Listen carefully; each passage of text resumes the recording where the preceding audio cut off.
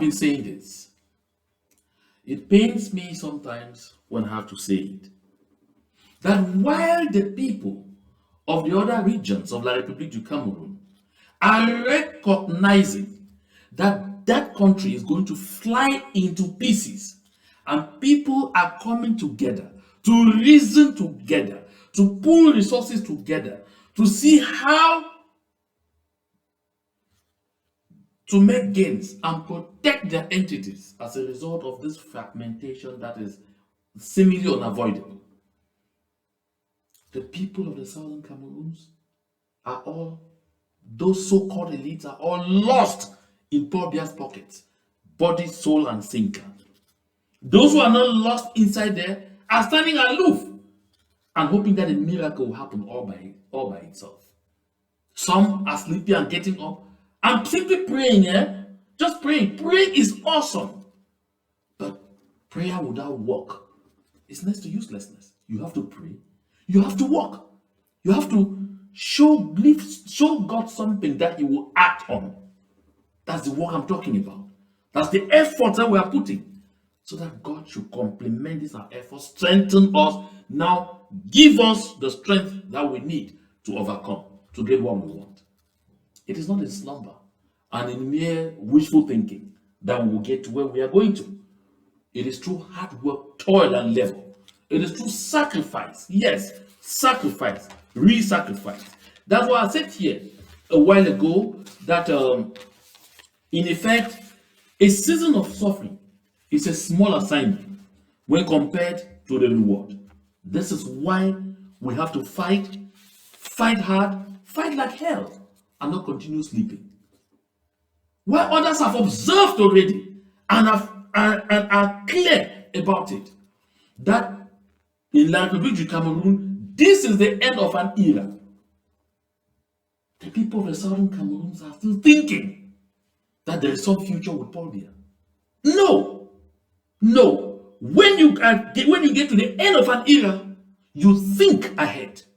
You don't lie on your laurels. Let's listen to Issa Chiroma Bakari. Aujourd'hui, malheureusement, le président de la République est atteint par l'âge. Il n'a plus le pouvoir physique avec ses contraintes, ses exigences. Il n'a plus la force pour exercer. Donc, lui au pouvoir aujourd'hui, en vérité, ce n'est pas lui qui gouverne. Aujourd'hui, malheureusement, le président de la République... Can you hear that? Issa Chiroma Bakari says exactly what they, the Northerners, have taken time, studied, and observed. He doesn't mince words. He says clearly that Paul Biya in power right now, Paul Biya no longer has the moral, the physical, and the intellectual capacity to run a country. He doesn't even have the physical capacity to be available, to be present. That is why he is lost. That is why Dieudonné Essomba said on Vision 4 that un Paul Biya qui n'existe plus. He doesn't exist anymore. Talk less of living. And so therefore, having him in power, it's clear that he is not the one in charge. Someone else, another clan, is in charge. Reason why the people of the north say, as far as Biya is concerned, it's over. And so it is time to look ahead. It is time to turn the page. It is time to stop being governed by proxy. It's time to stop being governed by a picture. Oh yes, he says it clear, they don't mince words. So the Northerners are aware that although they had vowed they were going to support Paul Biya all the way and be with him all the way to the end, it is clear to them that the end has come. Time for them to take their destinies into their own hands. What are the people of the Southern Cameroons doing? We will get to that. Let's go again to another cut from Issa Chiroma. Technical department, please play that cut. On s'aperçoit que, par exemple, durant les 14 dernières années, le chef de l'État qui préside aux destinées de notre nation, qui veille à ce que toutes les institutions se déroulent normalement, n'a pas organisé un seul conseil de ministres La deuxième observation, le président de la République nous donne l'impression d'être distant. C'est à croire que le pouvoir a cessé de lui procurer le plaisir, l'honneur de présider au destin. So you hear this. Issa Chiruma Bakari says, the evidence that Biya is nowhere to be found anymore, that he's no longer the one in charge, is that for the past 14 years, listen well, 14 years, Paul Biya has not held a single council of ministers. Not one. Not one. So Biya does not exist. So it's someone else, some other people. Of course, it's exactly those 14 years ago that Paul Biya signed off all his powers to the Secretary General of the Presidency, whom he named Minister of State. And Issa Chiruma Bakari says the second observation is that even if he is still there, then he's no longer interested in power. He's no longer interested in running the country because he is not seen anywhere, despite the fact that he is supposed to be the guarantor of the effective functioning of all states' institutions. He is supposed to be the guarantor of peace. He is supposed to be the guarantor of, the development of the country and of the effective cohesion that should reign among the various institutions of the state. But he is not there. That's what Issa Chiruma Bakari says. He's not finished. Let's follow him. De notre nation. Par exemple, au niveau du gouvernement aujourd'hui, il y a 4 ministres qui sont décédés, qui n'ont pas été remplacés. Nous observons également qu'il y a ce journaliste qui a été assassiné, victime d'une conspiration, assassiné de manière brutale, sauvage. Cela a suscité l'émoi de la nation en particulier, du monde en général. Jusqu'à présent, il n'y a pas eu de suite. Les populations s'interrogent. Nous qui étions ses collaborateurs, on s'interroge. Qu'est-ce qui justifie, qu'est-ce qui explique cette distance vis-à-vis du pouvoir? Le chef de l'État nous donne l'impression d'être autiste. Did you hear that? So he says, yet another evidence, another piece of evidence. 4 members of government are dead. 4 members of government, that's ministers and assimilated, are dead. None of them have been replaced. Because Paul Biya is nowhere. Paul Biya, since the time he formed the government, bringing in John Gute as prime minister, of course, Paul Biya used to form government every 2 years. He has not been able to form a single government. 4 ministers have died. None of them have been replaced. And then Issa Chiruma says that horrible things have happened in the country, including terrible assassinations, including such as the assassination of Martinez Zogo, the journalist. He says, which has caused the entire international community to be alarmed. A lot of ink has been flowing. So much has been said. But nothing is happening this far, and no one has heard one word from Paul Biya concerning it. Now, I want you to take note of something. Take very important note of something here. Something very important here. It might have escaped your gaze. Those of you who have already listened to this statements by Issa Chiruma Bakari, because it's everywhere there. But it might have escaped our gaze, escaped the gaze of the people of the Southern Cameroons. Issa Chiruma considers that during the past 14 years, the most horrible thing that has happened, that Paul Biya has not been seen anywhere saying anything or doing anything about it, or even going to the field about it, is the assassination of Martinez Zogo. Issa Chiruma doesn't talk about the war in the Southern Cameroons, the genocidal war conflict, the genocidal conflict that the Republic du Cameroon has initiated in the Southern Cameroons.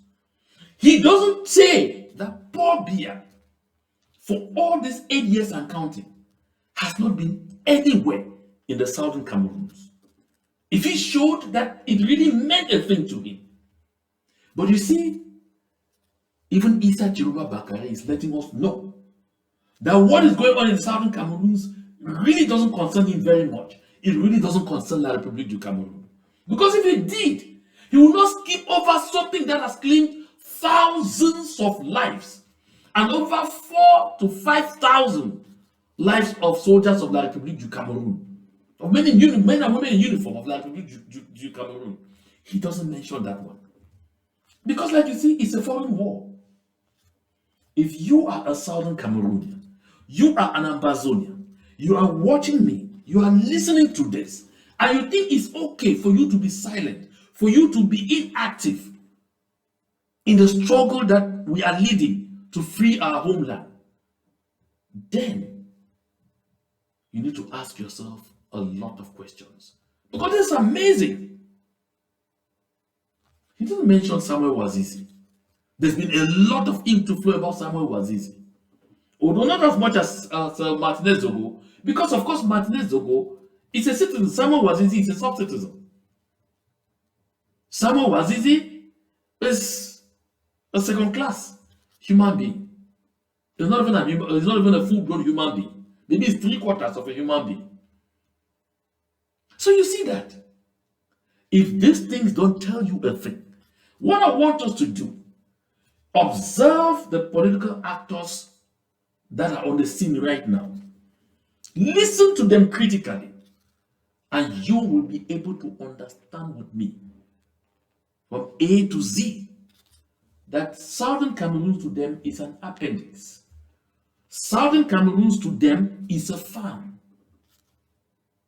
It's a farm for resources. A territory they must fight tooth and nail to keep for France. Let's finish with Issa Chiruma. De son rapport avec le gouvernement, nous constatons plusieurs symptômes qui convergent vers ce qu'on peut appeler le syndrome de fin de règne. Le gouvernement de la République a cessé d'être un instrument au service de la République. Le gouvernement est aujourd'hui un instrument au service des puissances occultes. Alors, okay, he says clear that everything that is happening with Paul Biya now clearly indicates the syndrome of the end of an era. And then he says a government that's supposed to be at the service of the people is no longer at the service of the people.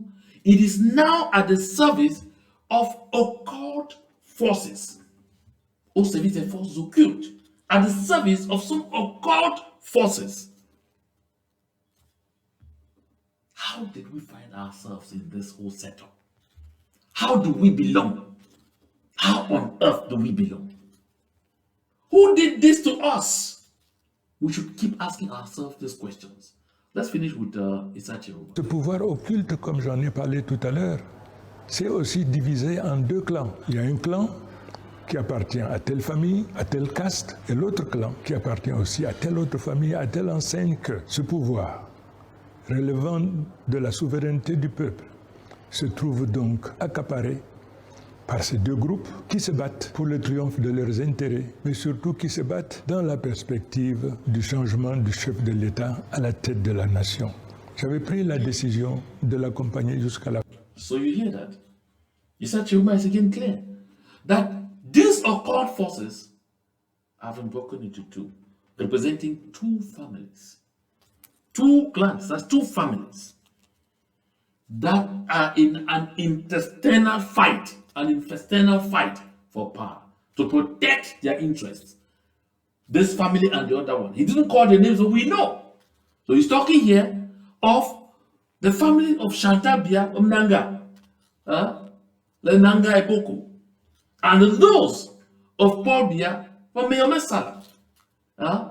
You want to know again how it is clearly demarcated? The civil cabinet is in charge of the Bulu, the Bulus, the people from the south and the center, the Biya family, especially from the south, and the Secretary General, Man Bangongo, is for the Nanga, the people of the Nanga, from Nanga Eboko, Chantabia. Those are the two forces that are fighting. The two occult forces are fighting to devour each other. And what is the interest of the people of the Southern Cameroons in all this? What is the bicycle really doing at the gas station? What is our role? Why should we be there? Why should we be hanging there? Why should we continue to attach ourselves there? And that is why Issa Chiruma says, because they have made this clear observation, they now know they now understood that it was time to put an end to their alliance and collaboration with Paul Biya, because Paul Biya is not only inexistent, Paul Biya is not only autistic right now, as he said. Paul Biya is not only suffering from total dementia. Of course, we saw that in display in the United States of America. We saw that in France. We saw that when it was in China. But Paul Biya is totally and completely inexistent. And so therefore, their alliance or their determination before that they were going to walk the path of Biya all the way to the end has to end, because Biya has ended. And in its place are some occultic conflicting forces representing two voracious families. That is why the Northerners, says Issa Chiruha Bakari, and of course Abubakar Osman May, are ready to do the needful. Are we ready to do the needful when the time comes? Is Southern Cameroons ready to do the needful when the time comes? Or our own people, are they busy being soaked in crumbs? My dear people of Ambazonia, we must get up from our slumber. Let's finish up. Fin de sa carrière. Malheureusement, il se trouve, le chef de l'État est inaccessible, il est invisible. Aujourd'hui, ne sachant à quel sens se vouer, compte tenu de l'impossibilité donc d'être en contact avec lui, pour discuter, partager avec lui, je me suis trouvé dans la nécessité, dans l'obligation de retirer mon engagement que je lui avais fait pour l'accompagner jusqu'à la fin de sa carrière. Cette décision ne procède pas du hasard, mais plutôt d'une très longue observation du rapport du chef de l'État avec la gouvernance. Did you hear that? That's the end of it. He says very plainly that they have struggled to meet Paul Biya in vain. They fought. Even John Bute, who is sitting there, that is Prime Minister, who is supposed to meet the President of the Republic twice a week. Ask John Bute the last time he saw Biya. Ask John Bute the last time he even had an idea where Paul Biya is. That's the unfortunate situation. And Issa Chirumba says they didn't get to this conclusion just by error. They have taken time and observed very clearly that Paul Biya had lost control. That Paul Biya is absolutely invisible and inexistent at the helm of the state. So for that reason, there is no point talking Paul Biya. Paul Biya is not right now, as far as the people of the North are concerned, it is in the past. And that is why Abubakar Osman said he was calling on the family of Paul Biya to help him to get a dignified retirement. Otherwise, they will force his hand. Oh, I didn't say it. They said it. Now, while all this is going on, what is happening to the people of the Southern Cameroons? As usual, the people are there fighting for second position, for fiddle position, for crumbs, getting lost in the crumbs, and getting lost in always standing on the second or third row. Yeah. And of course, as our Republic Cameroon says, while we may be locked in this very delicate battle, these our slaves, we need to throw a bone that should set them fighting each other again with more intensity while we finish clearing our differences and come back and meet them. So they came out with this. I'm sure you have all seen this document saying some obscure company somewhere has been authorized to, sign a contract or sign something for the construction of a deep sea port in Limbe. My dear people of Ambazonia, I feel like laughing because I was thinking that by now our people should have understood this gimmicks. This is not the first time that they have dangled things about a certain construction of a deep sea port in Limbe. This is not the first time. No, they have done that before, over and over and over. This will not be the first time. You see, they say, because this is a document, le ministre d'État, secrétaire général à la présidence. That's presidency of the republic. It's the presidency of the republic talking, eh? Okay. Monsieur le secrétaire général des services du Premier ministre. C'est faisant suite à votre correspondance d'objets et de références susvisées.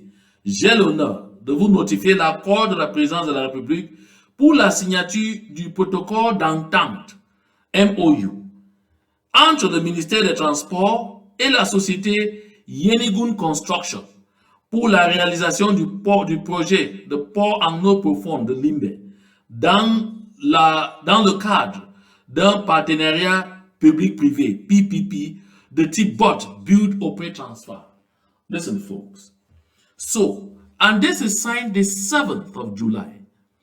Now, if you take a look at this document, you tell yourself, but wait a minute. Are these people really thinking we are dunces? Are these people really thinking we are fools? Did they use build, operate, transfer to construct a deep sea port in Limbe? Did they need to wait to come through these channels to get it? Why is Zacchaeus Fondindam in jail?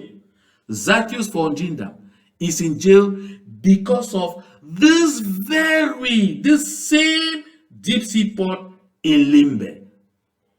And today, they come and tell us that at the verge of an election, which is not so certain, they are not so certain about how it's going to go.